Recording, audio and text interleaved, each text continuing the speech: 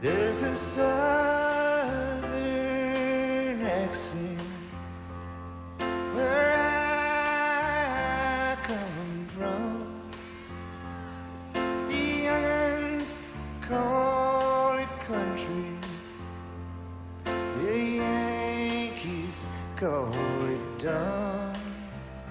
I got my own way of talking, but everything is done with a southern accent where I come from.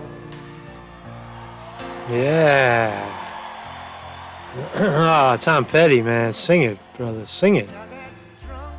Died way before his time, Mr. Tom Petty. Mr. Tom Petty singing about with a southern accent. I was down exploring the heartland. I was down in the nation's great capital, Washington, D.C., living the high life, and then going into the mud with the horses and the dogs and the cushion and the quiet, the crickets and the beautiful Virginia sunshine. Ah, I'm revived now, aren't I? I should be revived. I feel like I just got beat up driving 10 hours. God damn, man. Fucking, I don't know how you people do it. And, the rest of this country, man, driving all the time. Fucking back is killing me. My ass hurts. Everything hurts, man. Everything hurts. It's a good little trip. So I just took a little trip, a little bender, Hey, listen, man. Get out there. And I come back, and what's still the number one story? The number one story, you can't get away from it, man. Tulsi Gabbard just knocking the fucking skin off the ball with Hillary Clinton. So I want to do a full review. Let's review all of the whole sequence of events that have happened between Tulsi Gabbard, how it started, what Tulsi said, what Tulsi said again, what Tulsi continued to say, right? So let's take a look at all that stuff. Let's look at Tulsi throw some punches, man. Bitch. Elbow,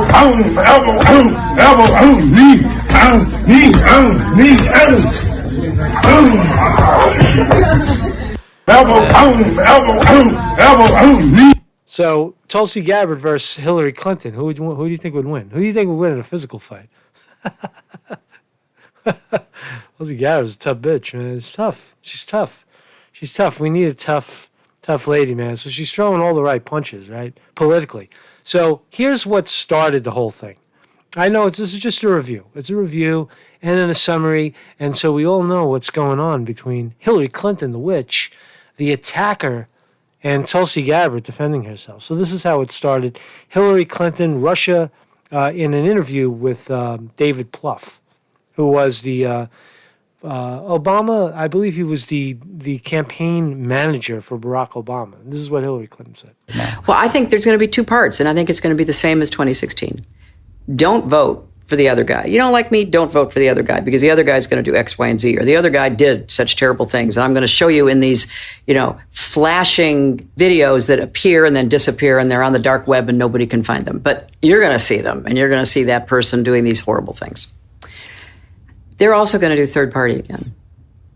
And I'm not making any predictions, but I think they've got their eye on somebody who's currently in the Democratic primary and are grooming her. They're going to do third party, right? And I see the conspiracy theory.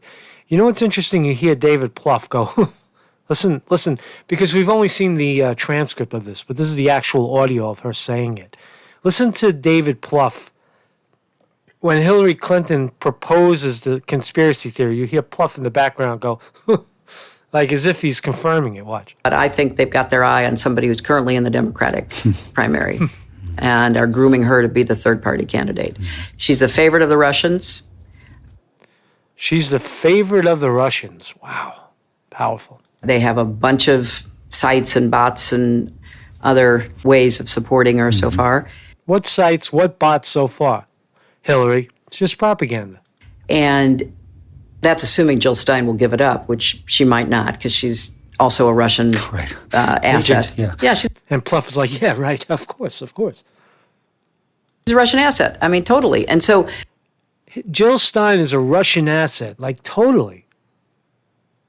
they know they can't win without a third party candidate. And so I don't know who it's going to be, but I will guarantee you they'll have a vigorous third party challenge in the key states that they most need it. Those are fighting words, right? You're calling Tulsi Gabbard a traitor, right? You're calling her a traitor, and you're calling Jill Stein a traitor, an asset of the Russian government. Right? When Hillary Clinton's taking more money from Saudi Arabia, taking, you know how much money Hillary Clinton is taking from everybody, hostile foreign nations, for favors, quid pro quo. Bill Clinton took $1 million for his birthday, a birthday present from Saudi Arabia. The king of Saudi Arabia, gave Bill Clinton $1 million on his birthday, made Bill Clinton a millionaire. So that was the original comment. Now here's what Tulsi Gabbard had to say. Great, Hillary Clinton, you, the queen of warmongers, embodiment of corruption. Wow, I love that. Hillary Clinton, the embodiment of corruption, the personification of the rot that has sickened the Democratic Party for so long, has finally come out from behind the curtain. From the day I announced my candidacy, there has been a concerted campaign to destroy my reputation. We wondered who was behind it and why, and now we know. It was you all along. It was always you, through your proxies and your powerful allies in the corporate media and war machine, afraid of the threat I pose. It's now clear this primary is between you and me. Don't cowardly hide behind your proxy. Join the race directly. So Tulsi Gabbard, that's powerful, right? But that's just writing. Let's hear how she said it. Then she came out in front of the cameras a day later. So this is October 20th, Sunday night or Monday. People warned me in 2016 that my endorsement of Bernie Sanders would be the end of my quote-unquote political career. They said Clinton will never forget that she and her rich and powerful friends, her allies in politics and in the media, will make sure that you are destroyed. Well, there have been countless hit pieces full of smears against me from day one of this campaign. They've tried to destroy my reputation and my lifetime of service because I stood up to them. I've spent over 16 years of my life proudly serving in the Army National Guard. I still serve as a major today. I volunteered to deploy to the Middle East twice. I've served in Congress now for nearly 7 years, serving on the Foreign Affairs Committee, the Armed Services Committee, the Homeland Security Committee, and I am not afraid to openly express my love for our country. But if they can falsely portray me as a traitor, then they can do it to anyone. And in fact, that's exactly the message that they want to get across to you. That if you stand up against Hillary and the party power brokers, if you stand up to the rich and powerful elite and the war machine, they will destroy you and discredit your message. But here is the truth. They will not intimidate us. They will not silence us. We are not here just to protest their corruption. I am running for president to take the Democratic Party and our country back from the corrupt elite. I'm running for president to bring about a new Democratic Party and new leadership that will fight for peace, fight for the people, and protect our planet. So I want to ask every single one of you to join me in speaking truth to power. Don't be afraid. Let's root out the corruption in our party and our country. Join me to end the war machine's stranglehold over our leaders and ensure that our government is truly of the people, by the people, and for the people. So that's pretty powerful. So that's Tulsi Gabbard. See, this is what we've been waiting for. We've been waiting for a politician to come up through the ranks to call out the 2016 corruption. We wanted Bernie Sanders to do it. But it's now Tulsi Gabbard taking the lead, right? Is really throwing the essential kick into the corruption. Is it true what Tulsi Gabbard is saying? First of all, is it true what Hillary Clinton is saying, that Tulsi Gabbard and Jill Stein are Russian assets, right? Russian propaganda tools? Of course not, right? There's no evidence of that. This is ridiculous. The whole Russiagate story was ridiculous. Is there any truth to what Tulsi Gabbard is saying about Hillary Clinton? Right, it's all true. We know the rot. The rot inside of the Democratic Party is purely Hillary Clinton. Right? But Hillary Clinton's not running for president as of now. At least we don't think she is. Or is she? Is she really running again? Is this going to just be a belly flop into the campaign where she just loses abysmally to Donald Trump? That's probably the one person that Trump could absolutely slaughter is Hillary Clinton. Here's another piece, right? So this is yesterday. This is fresh off the press. Listen to this. Hillary Clinton, your foreign policy has been a disaster for our country and the world. It's resulted in the deaths and injuries of so many of my brothers and sisters in uniform. It's devastated entire countries, millions of lives lost, refugee crises, our enemy, Al-Qaeda and ISIS strengthened. We've seen an increase in Iranian and Russian influence in the region. Turkey is emboldened, and we've seen an exacerbation of the problem of nuclear proliferation by overthrowing Gaddafi in Libya. Yet, despite this damage that you have done to our country and the world, you want to continue your failed policies, directly or indirectly through the Democratic nominee. It's time for you to acknowledge the damage that you've caused.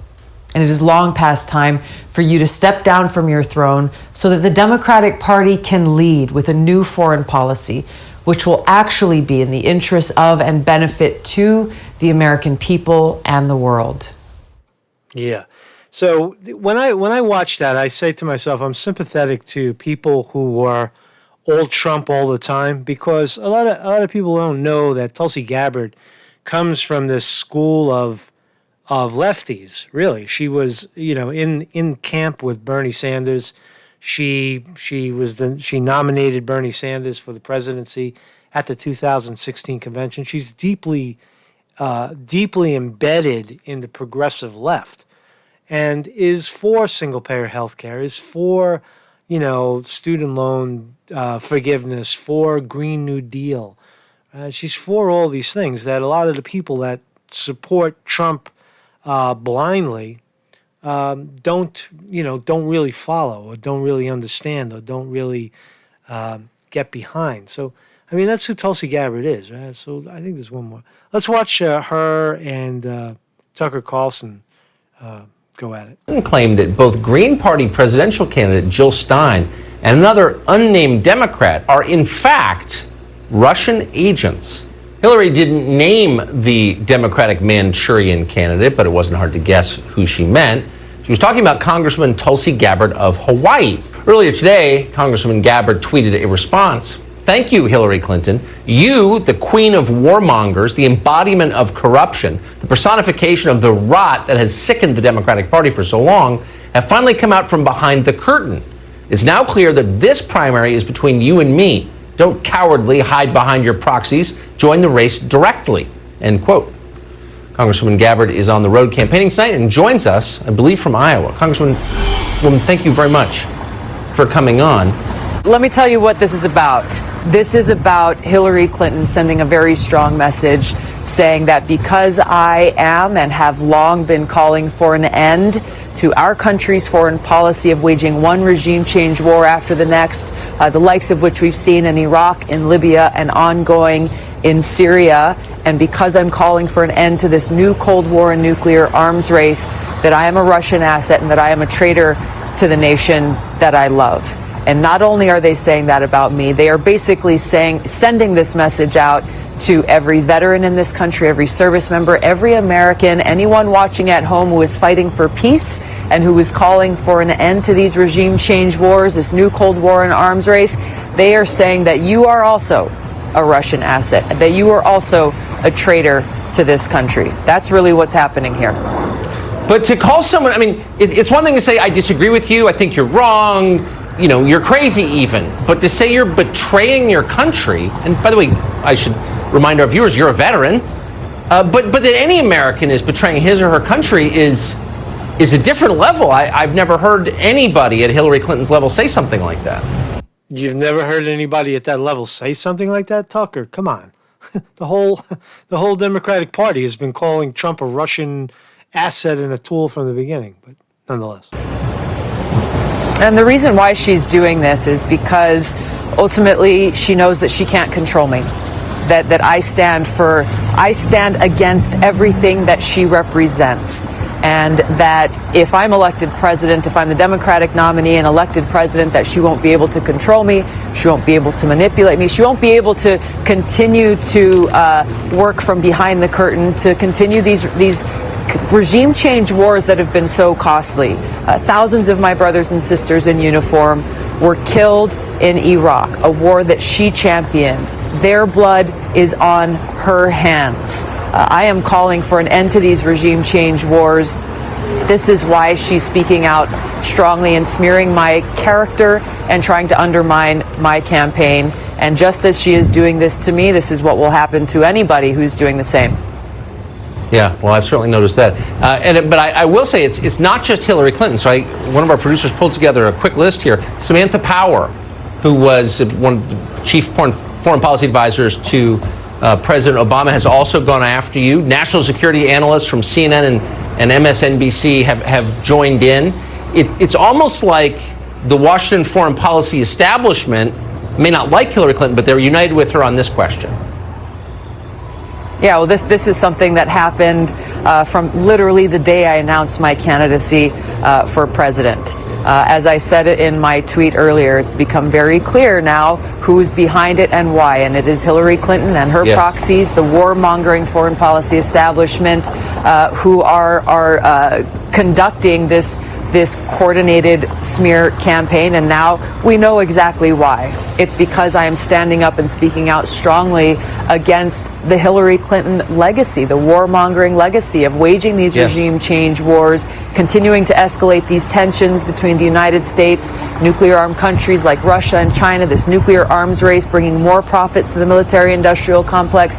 As president, I will end these counterproductive policies, these regime change wars, this new Cold War and arms race, and redirect our taxpayer dollars back towards serving the needs of our people right here at home. So I want to send a message, Tucker, to your viewers here tonight. Whether you're Democrat, Republican, Independent, Libertarian, whoever you are, if you are sick and tired of Hillary Clinton's warmongering policies and corruption, come and join our campaign. We need your support. You can join us at Tulsi2020.com.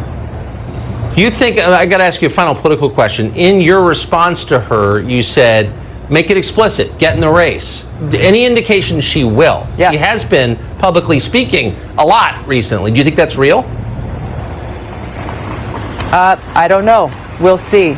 But for her to come out and actually speak for herself, come out from behind the curtain and stop using these proxies, then it will again become clear that this is a race between Hillary Clinton and myself. And voters will be given a very clear choice between choosing Hillary Clinton and all that she represents and continuing these warmongering policies and corruption, or supporting me and my candidacy and the leadership that I seek to bring as a Democrat, to take our Democratic Party back so it is a party of, by, and for the people, a party that's fighting for peace, fighting for the people, fighting to protect our planet, and to lead our country forward, to bring people together around our unifying principles and freedoms and who we are as Americans. Look at Tulsi. Look at Tucker Carlson's face says, I'm voting for Trump, but I like listening to you. No, but so that's pretty powerful, right? So Tulsi Gabbard is calling out Hillary Clinton's record, her record on war, right? So is any of this stuff affecting the polls, the fake polls, right?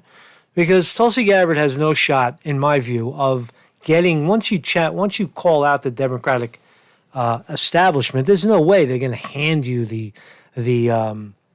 they're going to hand you the nomination so that you can run for president and run against the very things that the establishment stands for. It's just not going to happen.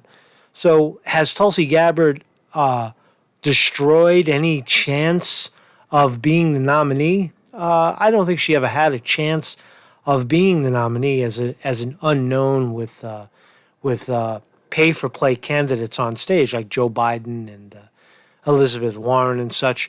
But has the Democratic Party done her a favor by giving her millions and millions of views for her to wage a genuine third-party run? I think it's possible. I really see it's possible.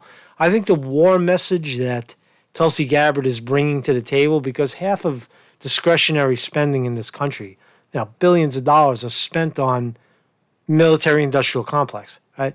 Now, I would rather see it spent on healthcare and free college tuition at city and state universities, exploring a Green New Deal, getting money out of politics, that sort of thing, right? We're a jobs program, but instead, this is what we have right now. And if a president that is focused on that sort of message can get in, we can have a enormous surplus of money not spent. So is it affecting the polls? The answer would be, I don't know. So Biden, this is October 23rd. This is a Today poll. CNN has Joe Biden 34% over Warren 19, Sanders 16. That's bullshit. Total bullshit. They've got Warren up in her home state of Massachusetts, 33, to Biden 18, Sanders 13. Yesterday, Emerson has Biden 27, Warren 21, Sanders 25. So that's kind of, they got that one they're calling kind of a dead heat. Let's see, Monday, Biden 32, Warren 22, Sanders 17. Again, just fake polls, just to see how they're affecting, how this is affecting the run. And where's Tulsi Gabbard? CNN still giving a 1% of the vote. Where else? So Emerson gave Gabbard 3% of the vote. Okay. The Hill is giving Tulsi 0. The Hill and Harris poll gave Tulsi 0. Gabbard 1%, Politico. KGTV, California, has Gabbard at 1. So the establishment is working against her, right? There's no way that when you can tweet out millions and millions of views and millions of viewers looking at what you're saying about Hillary Clinton, and that has no effect on the polling. Are you kidding me? Are you kidding me? Of course it does. So as far back as last Friday, we had Biden 31, Warren 21, Sanders 18, and they gave Gabbard a 1%. So it has no effect. It's not affecting the fake poll. The strategy is still fake the polling, right? Then rig the election and then say, oh, no, see, it was the polls reflect the election, you see? We rig. That's what's going to happen. So what should we really be talking about? Nearly half of U.S. consumers report their income doesn't cover their expenses. Now, does the initial story have anything to do with this? Yeah, it has everything to do with this, because this is why we politic. This is why we pick representatives to fight for the people. Low-income consumers are struggling to make ends meet despite the greatest, quote, greatest economy ever. And if a recession strikes or the employment cycle continues to decelerate, this would mean the average American could mean the average American with insurmountable debt will likely fall behind on their debt servicing payments, according to UBS. So this is the real shit, that 60% of the country is living, in abject poverty. This is the real shit. Right? This is what we really should be talking about. Is Hillary Clinton talking about it? No. She's talking about the giving money over to the military-industrial complex. And Tulsi Gabbard is throwing a nice monkey wrench into that. So Marcus Conte reporting, just getting back into the groove here. I was on the road a while. It's hard to kind of report while you're driving. I wasn't on any kind of mission, any kind of, political mission. I was just, I digress every once in a while and retreat and try to get back to the heartland, talk to people, see America, see the real America, the middle of the country, right? And that's what I did, man. Now I just got to rest up and get my scruples back.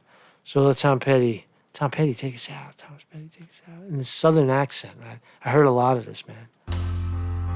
Just a motel room to me.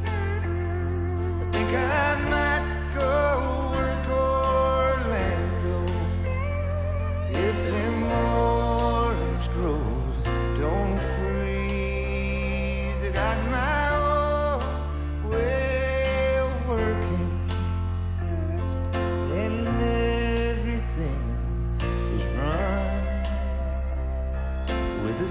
love.